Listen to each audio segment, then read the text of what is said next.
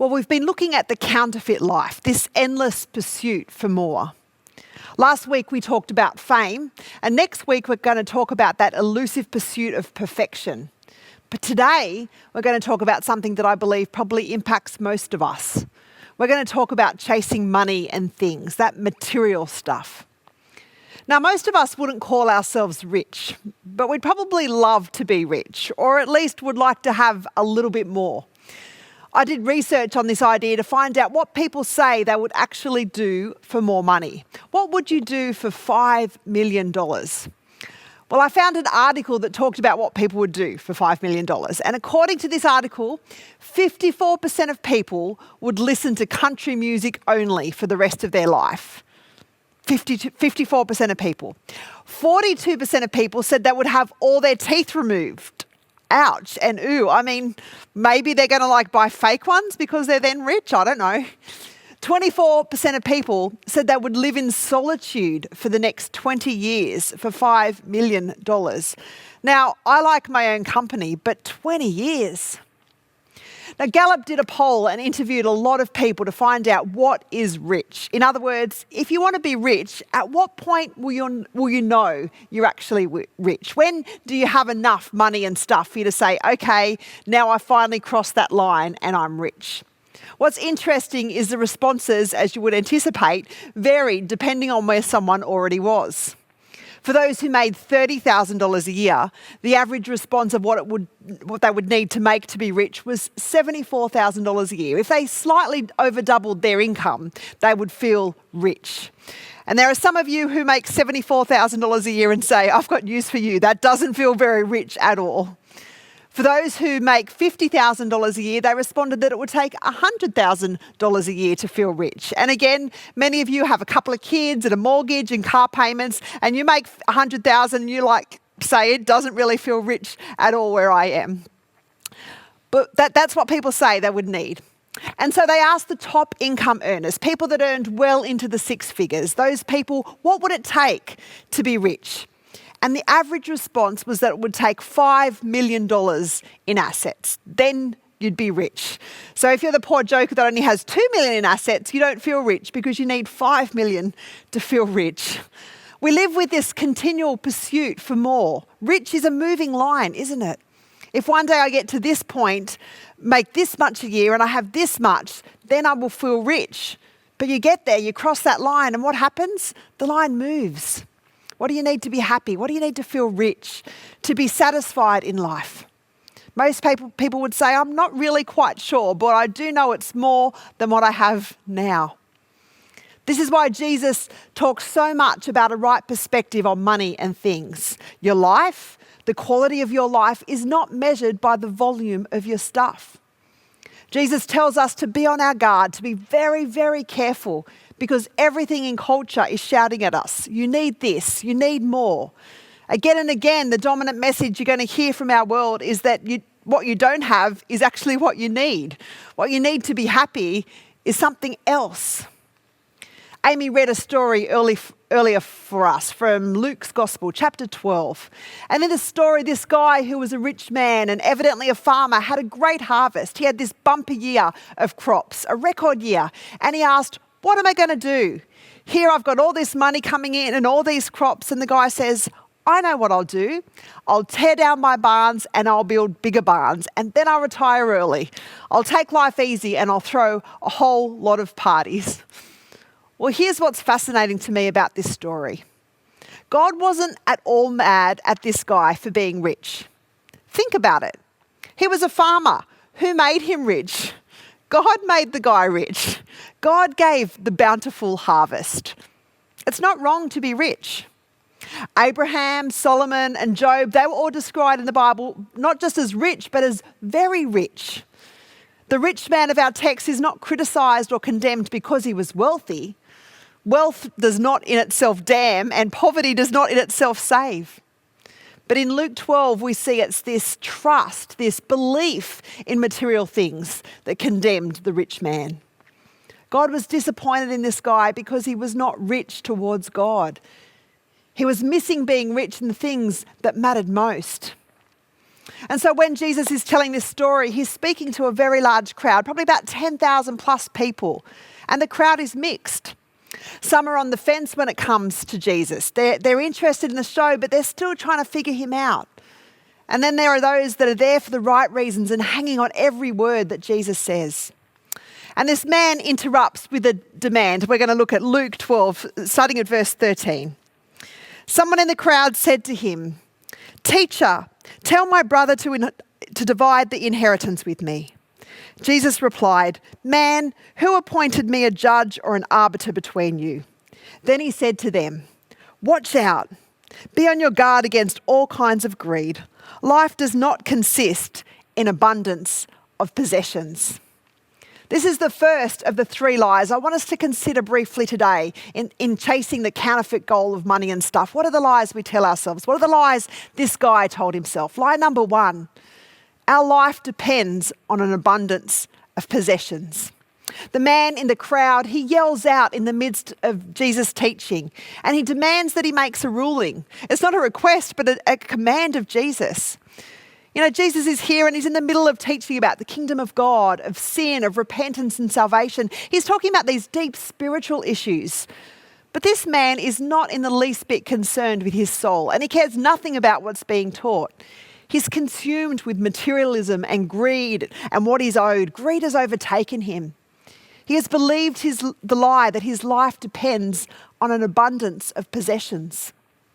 We see Jesus' very firm comeback. Jesus quickly clarifies that his concern is not helping this man through his stuff, but rather his concern, or this man becomes a sermon illustration of what is really important, a sermon illustration on how greed can consume us. That warning in verse 15, take care and be on your guard against all covetousness, for one's life does not consist in the abundance of his possessions. The word here for guard against is key. It's more than just to passively stand guard. It's a word that's much more aggressive than being careful. It means to protect at all costs, to do whatever is necessary. This is how aggressive Jesus wants us to guard against greed. It's based on that term, beware, an intense term.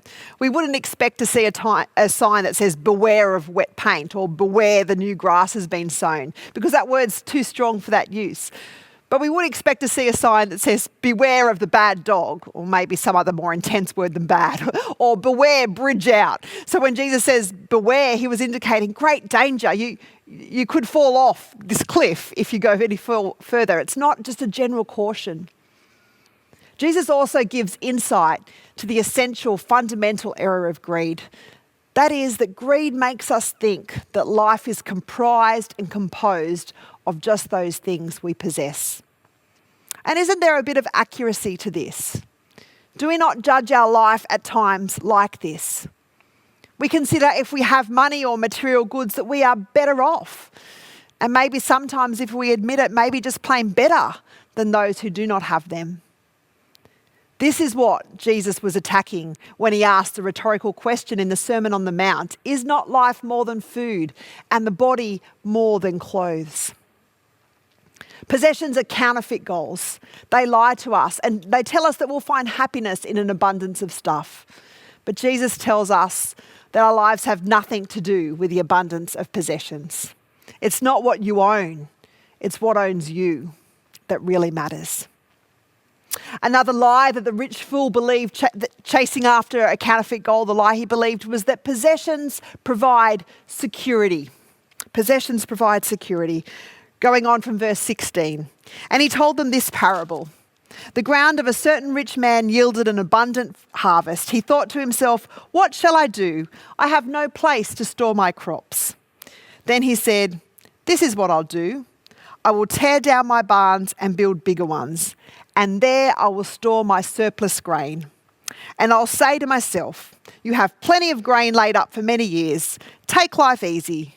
Eat, drink, and be merry. The thinking of this man is consumed with selfishness. He has no thoughts about God's kingdom or helping others. Notice he thinks to himself. There wasn't even anyone else in the equation. It doesn't say he spoke to his wife or his kids. It doesn't say that he considered anyone else. It was just him. What shall I do? Notice the words, my crops, my barns, my grain, my goods, my soul. So here's the lie. The man believed that the success of his crops came about through hard work and sweat. He thought he was responsible for his bumper crop. He believed it all belonged to him. My. But the reality is God has placed us as stewards over our possessions. We know that we can sow and water, but it's God who brings the increase. And when we're given an increase or an abundance, we need to ask God why and determine what he wants us to do with the abundance. And I guarantee it's not to hoard it, but to share it. This man also wrongly believed he could keep it and that his life would now be comprised of rest and relaxation. Look at all the stuff I've accumulated and it's all mine, so I'm set for life. So many people live their lives to retire. They think that once they retire, their lives will be so much better and that all they'll need to do is relax and enjoy themselves. They believe the lie that possessions, a certain amount of money, a certain amount of super will provide security. He was so consumed with keeping it that he began to, or keeping it all, keeping everything that he'd made, that he began to think irrationally. He was going to tear down the barns and build bigger ones, which would use up more land that he could have put farmland on and use up more money. He would do anything to keep his stuff. This is like the person who pays storage fees for years only to discover that they've been paying to store mould and rot. A few years ago, you might want to have a look back on YouTube. A couple of years ago, we unpacked the teaching of Paul in 1 Timothy in a series called Being Rich. And the key verse was verse 17. Command those who are rich in this present world not to be arrogant, nor to put their hope in wealth, which is so uncertain, but to put their hope in God, who richly provides us with everything for our enjoyment. The truth was, this man, he was set for life, but he wasn't set for death. Jesus shares this very chilling reality. This man's life was hours from ending, but his hope was not in God, as Timothy advised, but his hope was in stuff. His hope needed to be in God who richly provided for him. Which brings us to lie number 3 that contributes to this counterfeit goal of money and stuff. Lie number 3, possessions are ours to keep. Going on in Luke 12, verse 20. But God said to him, you fool, this very night your life will be demanded from you. Then who will get what you have prepared for yourself? The reality was that this man had banked on the fact that he had many years ahead to enjoy the life of ease. All he really did was hoard stuff to give away after he died. Now, I'm sure there was a whole lot of eating and drinking and being merry while the heirs were dividing the inheritance. All the man had was left behind because, as they say, you can't take it with you. And Jesus summarizes in verse 21. He says, this is how it will be with whoever stores things for themselves, but is not rich towards God. Everything the man had banked on to make his life easy and secure was now going to someone else. And what he really needed, he didn't have. He was bankrupt when it came to God. He had nothing of value for eternity. He'd laid up treasure for himself on earth, but had no treasure in heaven. He was a foolish investor, and that's why we call him the rich fool. He'd cashed in his super, he'd purchased his beach house, he'd poured himself a glass of lemonade and dropped in the little fancy umbrella, and then he'd fallen over dead. He'd never given God a second of his time or a second of his thought. But now he was meeting God and all his wealth was worthless. You know, we need to fight against listening to and believing the counterfeit, the lies of possessions. We live in a country that's been given an abundance of possessions. We have a lot of stuff. But is that what we are now chasing after? Chasing after possessions is like chasing after the wind. The line keeps moving. People never have enough and their stuff never quite satisfies. And they can never, ever find a way to keep it. Riches are either stolen, they rust out, they vaporize in the stock market. And while we have them in our power, we need to use them for the most good and to give God the most glory. The rich fool wasn't as happy as he thought he would be because he was anxious about how he was going to be able to keep it all, how he was going to keep everything for himself. I'm sure he spent many a sleepless night thinking about how he could do just that. When we misuse our abundance, we too become anxious. We too spend more money trying to find ways to keep it. But the Bible teaches that we're to work hard and then depend on God to supply our needs. It's good to have some in the bank. It's good to have some abundance, not to keep, but to share. God has given us an abundance in order that we would have extra, not to hoard. The Bible tells us that we're to work hard so that we do have more than we need, not to hoard the extra, but to give to others who are in need and to support the work of God's kingdom. So how are you doing? Are you busy at work in order to have some extra to give? Do you have an abundance that you've come to find security in, or are you finding your security in Jesus and trusting his advice? Paul's advice to Timothy in 1 Timothy chapter 6, it continues after he says to command people to put their hope in God, who richly provides us with everything for our enjoyment. He goes on. He says, command them to do good, to be rich in good deeds, and to be generous and willing to share, so they may take hold of the life that is truly life. I encourage you to ask God today to search your heart, to let you know if you're chasing the counterfeit rather than chasing that life that is truly life. This week, I encourage you to try to focus less on what you don't have and more on the abundance that God has given to you. Perhaps it will help your perspective to think of a way to use everything that God has given you to help someone in need this week. And please remember that if we can help you or we can pray for you, please reach out. We are here. We have discussion sheets and a Bible study that can help you to explore this area further if God has challenged you today. And my prayer is that God will bless you and continue to challenge you as you continue to chase after real life.